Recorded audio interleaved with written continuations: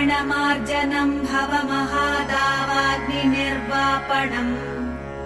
श्रेयः कैरवचन्द्रिका वितरणम् विद्यावधूजीवनम् आनन्दाम्बुधिवर्धनम् प्रतिपदम् पूर्णामृतास्वादनम् सर्वात्मस्नपनम् परम् विजयते श्रीकृष्णसङ्कीर्तनम् नाम्नामकारि बहुधा निज सर्वशक्तिः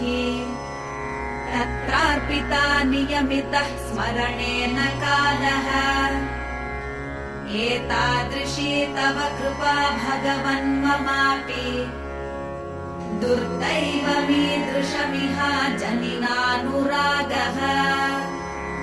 तृणादपि सुनीचेन तरोरपि सहिष्णुना अमानिना मानदेन कीर्तनीयः सदा हरिः न धनम् न जनम् न सुन्दरीम् कविताम् वा जगदीश कामये मम जन्मनि जन्मनीश्वरे भवताद्भक्तिरहैतुकी त्वयि अयि नन्दतनुज किङ्करम् पतितम् माम् विषमे भवाम्बुधौ कृपया तव पादपङ्कजस्थितधूली सदृशम् विचिन्तय नयनम् गलदश्रुधारया वदनम् गद्गदरुद्धया गिरा पुलकैर्निचितम् वपुः कदा तव नाम ग्रहणे भविष्यति